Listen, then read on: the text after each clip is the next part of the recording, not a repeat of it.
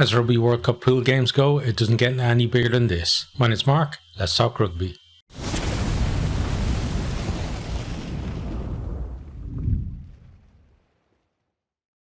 South Africa v Ireland is at the Stade de France in Saint-Denis, just on the outskirts of Paris. This one is on Saturday the 23rd of September. Kickoff is 8 p.m. BST. This is world number 2 versus world number 1, but you know, it's a paper thin margin between these, so the winner of this is going to be world number 1. There's no doubt about that. Let's have a look at the teams. We're going to start with the Springboks. So front row, you got Stephen Kitsoff, Bongi Mbonambi, and Frans Malherbe. So with Marks, you know, with that injury and he's out of the World Cup, this is basically the strongest front row they could pick. Kitsoff, for me, he's been all throughout the season, including URC and Test. He's been the form forward for the Springboks. He's just been absolutely amazing. He's a great threat at the breakdown, you know, decent in the scrum as well, and very good around the loose. And Mbonambi, you know, if the Springboks didn't have a player of the quality of Marks, he would be automatic first choice in that hooker position. And for many of the teams in this competition, he'd be first choice as well if he was representing them. Then you got Frans Malherbe, just, you know, rounds off what is a quality front row there.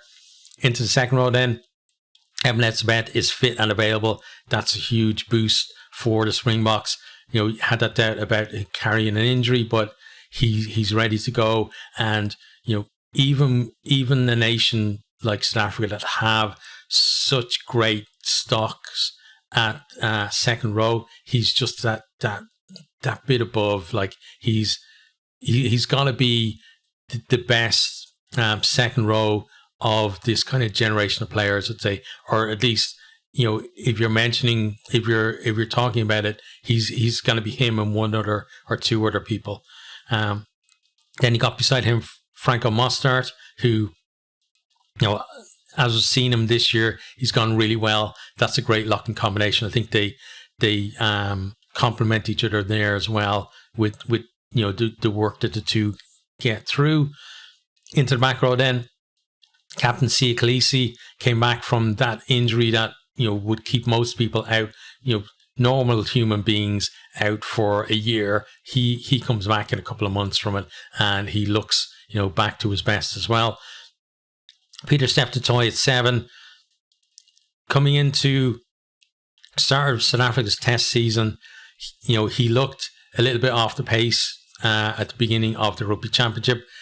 Probably, you know, given that he was playing in Japan and not really up to the same pace, but through that kind of played himself, you know, into, I think, a better state of fitness and got up to speed. And now he really is at that level again. And, you know, we all know what he's like. He's a former World Player of the Year, and the guy's just quality. Then you got Jasper Wiese at 8, real impact with the ball in hand. You know, Ireland have got to watch him on his carries because he can be devastating, and they've got to try and get in there, isolate him and pinch the ball off him, but that's easier said than done. Into the backs then you got Faf de Klerk. He has worked his way back to being first choice number 9. He fell down the pecking order prior to the Rugby Championship, you know, and there was a couple of different people were tried at 9. And there's 4 9s in the squad as well. We saw all 4 of them last time out, but none of that this time. He's now installed as number 1, and, you know, he's playing like it as well. Beside him then you got Manny Lebok. So some people will talk about, you know, how he's had his issues from the tee, but the guy is a quality kicker from the tee. He's had maybe a bit of a blip in his form, but, you know, top quality players like him, they can rediscover it like that. He could easily kick the Springboks to victory against Ireland. On the wings then, you got Cheslin Colby on the left wing. He's another player who was maybe a little bit, you know, threatened for his place due to, you know, the likes of Keenan Moody and Arons as well, who's in the team, really showing what they could do. But he's back to his elusive best now as well, and he's absolutely deserving of his starting spot. Centres then, you got Damien Dialende. So during the Rugby Championship, Esther Hazen went really well at 12. Looked like De Allende was maybe, a little bit under pressure for his place, but he's another guy who's risen to the challenge and has made that spot his own. Jesse Creel there at 13, Nola Kanuam, so he's the one that's preferred there. You might have seen maybe Kanan Moody in there as well, but I think this is a more abrasive centre pairing for them, and I think that's what they want to be against Ireland, is to be very abrasive, make Ireland make a lot of tackles and then find that space for the likes of Colby and Aronsa. And Curtly Aronsa, he's on the right wing. For me, he is the form wing for the Boks this year. He was really good in the URC and brought that into the Rugby Championship and has brought it into the World Cup as well. And, give him a sniff of chance and he's going to score. And then at fullback, you got Damien Willemse there. So no Willie Leroux. Leroux has been the preferred, fullback choice. So with him unavailable, but Willemse, the two of them are kind of swapped in and out, and we've seen the two of them in the same team as well. Willemse at 10 and Leroux at 15, both quality operators, and Willemse is not going to let the side down there. Into the replacements then, we got Dion Fourie, for basically, at the moment he's second choice, but for what was a third choice hooker, the guy is just absolute quality, and so lucky to have a player of his quality with marks out to be able to come onto the bench here as well. You got Oxen Che and Trevor and Kanye as well, with that bomb squad front row. These guys, in like some of the games I've seen them, especially against Scotland, these guys play better than the starters. So that's how close the quality is between them. And, it just speaks to the depth that there is in South African rugby. Then we got Jean Klein, used to represent Ireland. Now he's a Springbok. And for me, it's, good luck to him. I hope he plays well. I do hope that he loses, but I still hope that he plays well, because he's a quality guy. He didn't just abandon Ireland. Like, he wasn't picked for the Ireland squad, and then the chance came to represent the Springboks, and who wouldn't jump at that? So again, best of luck to him. But he, again, another quality second row player. He's going to have real impact when he comes on. And talk about impact, RG Snyman beside him all through the season, through like Munster, he was out for 17 months. We saw him coming back, in larger and larger kind of periods of time, getting on from the bench, and just getting better and better. And he's just done that as well. And he's now he's just a massive human being, and he's a scary player as well to see on the bench. Then you got Marco van Staden there as well. He's had great impact from the bench as well. And, at times when he started too, Quagga Smith, such a threat at the breakdown. And, he's getting in on the try scoring as well. So you've got to watch him with ball in hand. And it's a 7-1 split here as well. So again, to the haters, live with it. It's not outside the rules. And if you've got the stock for it, why not? Why not do it, And then the one back on the bench there is Corvus Reinhardt. So we saw him getting in on the try scoring last time out against Romania. He'd love to bag a try or two against Ireland as well to help his team to win. And again, just another quality operator to come off the bench. And the great thing with him is he can cover the wing as well. You got Willemse, who could cover 10. And, you can move Willemse into the centres if you need. You've got de Klerk, who can cover 10. So there's plenty of cover, in the starting team for players to move around. If they do get an early injury, Reinhardt can slot in somewhere. And, I don't think they're going to miss a beat. It's if they lose, a second back, you're probably going to see somebody like maybe Quagga Smith or something on the wing, but again, the guy's such quality, he'd probably do a great job out there too. But that's just an amazing team, and it really is a scary team too. But on to the Ireland team. So fullback, you got there Hugo Keenan. really solid under the high ball. But I think in this game, that's going to be tested to his limits as well. You might see him actually dropping a few balls just because the Springboks can put on so much pressure. It's because like the kicks are so good. It's not just the chase. It's the combination of the kick and the chase and arriving at just the right time to put that pressure on. And yeah, it's going to be a tough game for Ireland's back three, but Ireland will look to do the same to South Africa as well. So contest in the air, I think, is going to be very interesting to see in this. We've got then Mac Hansen on the right wing there with yet another haircut. The guy's just so great, and his off-field antics as well are just great too. But he's coming back into good form there as well. We saw in the warms like he was a little bit missing in terms of other players getting a try out there on the wing, but he's still number one choice, and he just offers that little bit more in his all-around game. Centres, then you got Gary Ringrose. There have been questions about his defence this season, but on attack, the guy is just amazing. He can glide by players, or he can put somebody else through a gap. And then player really informed beside him, Bundy Aki. You got Robbie Henshaw there on the bench, and probably coming into the World Cup, they would have thought if Robbie was pretty okay to play, that he would be the starting 12, and maybe Bundy would miss out because he'd have somebody with a bit more versatility on the bench. But Bundy has been in such great form that you cannot leave him out of the team. He is now the first choice 12 for Ireland, and it's up to Robbie Henshaw to try and tear that jersey off his back, because he's not going to give it up lightly. Left wing, then you got James Lowe. The extra dimension he gives Ireland with that massive boot that he has, as long as he's accurate with it. Sometimes we see him kicking out on the full, but if we can keep accurate, and then we can make sure that we get our chases as well, so that we're not just kicking to what is a dangerous back three to run it back at us. That could really help Ireland. Johnny Sexton there, captain. He hadn't played for ages, came back in, looks like he hasn't been away at all, and that's just the type of player he is. He doesn't take him that long to get back up to speed. James Gibbs-Park there at 9. I think he is very important for Ireland, because his ability to move the ball away from the breakdown as quickly as possible is going to be very important for us, because South Africa are going to be very aggressive at the breakdown.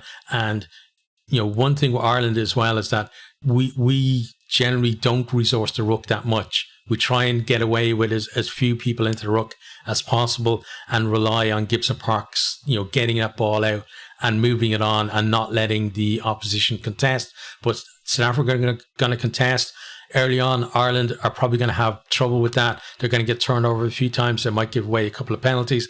They then need to, on field, not from the coach's box, but on field, respond to that and start resourcing the rucks better, putting players in and making sure that to secure the ball rather than having options in the line. So I think that's going to be another interesting area to look at. Into the pack then, front row, Andrew Porter has really played himself back into form. I was very worried about him because up until this World Cup, for me, the most notable thing that he did was in one Six Nations game, he gave away 6 penalties. He wasn't that great all season for Leinster or for Ireland, but he's coming back to the type of form that we expect from him. Ronan Kelleher there, starting at hooker. He gives you kind of a balance between the all action game of Sheehan and kind of the steadier game of Herring.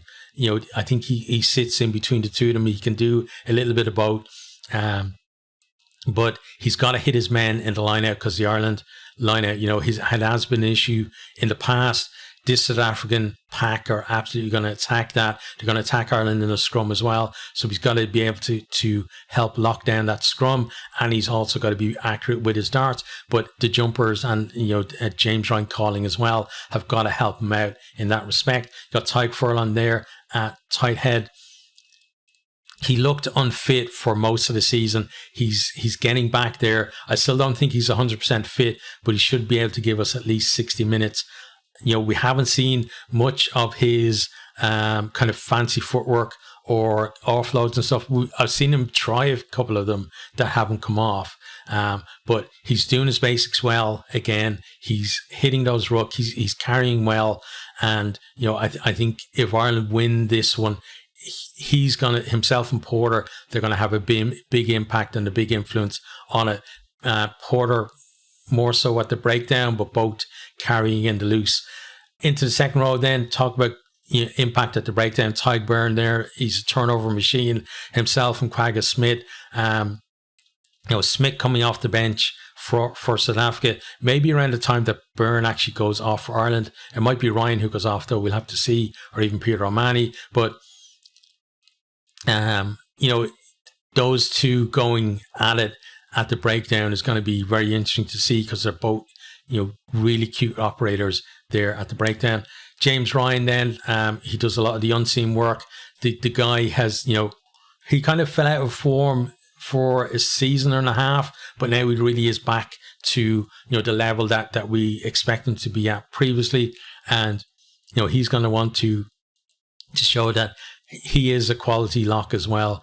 And we're looking for a big game from him. And we've got Peter O'Mahony at 6. He's a great line-out option. He's a real threat at the breakdown. And the guy, some of the stuff he does, like covering tackles, getting to balls that he has no right to get to as well, could be a key for Ireland as well, in terms of just, those little things, making them go our way rather than South Africa's way. Josh van der Fleer, last year's World Player of the Year, he's not up to that standard this year.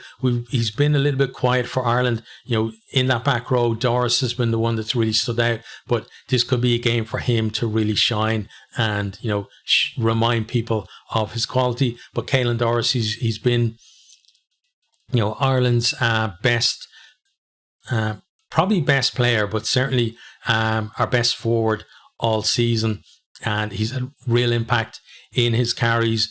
He's added, started adding a try threat to his game as well. And, another player who we need a big game from to give us a chance against what is just a massive and quality South Africa side. Onto the bench then, we've got Dan Sheehan returning from injury. Hopefully, he does actually make it to the game, because we've seen a lot in this Rugby World Cup where a player is listed starting or on the bench.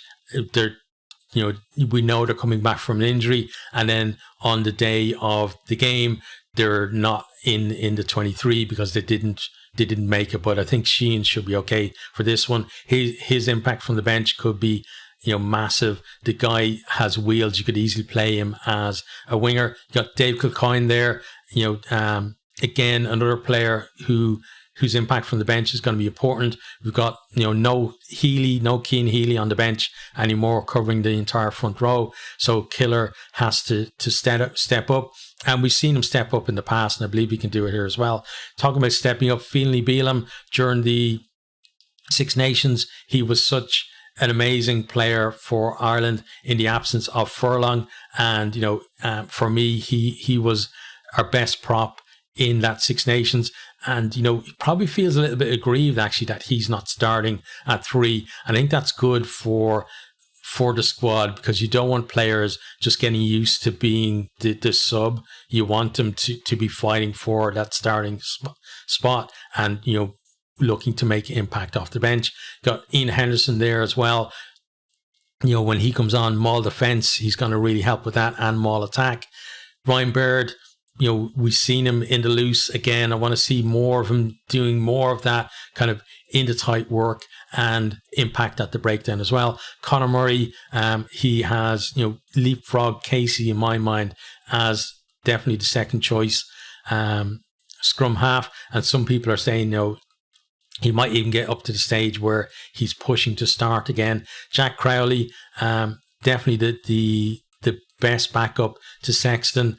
Again, he's shown like a maturity for such a young guy that could really help us in this game if we need a drop goal or something like that late on. And then Robbie Henshaw, who, he's unlucky in terms of getting injured at the wrong time, losing his place, starting, and another player who's going to want to impress when he comes on. So how do I see this one going?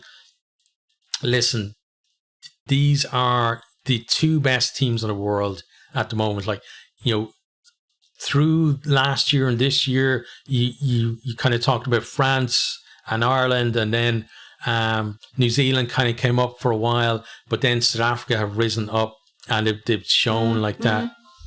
Thanks, phone, for interrupting me. You've seen though that South Africa are right up there. They're like a hair's breadth away from overtaking Ireland as world number one team, and if they win this one, they're definitely going to be world number one, and it's going to take hell of a team to knock them off that perch by the end of the competition. There's just quality in both sides though, and my head is saying that South Africa, that game against Scotland just keeps coming back to mind, because it was such a great performance, because they were able to just hold Scotland away and not let Scotland play their own game at all, and they weren't flustered by them, and they just kept pulling away, and then they got their tries as well, and just made winning what on the scoreboard for a while was a tight game. Like if Scotland had that one of those purple patches we see them have a lot when they're coming back, have a patch where they score 2 tries in like a 7 to 10 minute period, and suddenly make it a tight game where they're back in it. But South Africa never really gave them the opportunity to do that, and that's what they're going to try to do to Ireland as well. They're going to be very aggressive at the breakdown, and you can't forget as well that their backs are top quality too. If Ireland gets sucked into just a tight battle and kind of defend narrowly, then South Africa, they're going to get it out to the wings and they're going to exploit that space out there.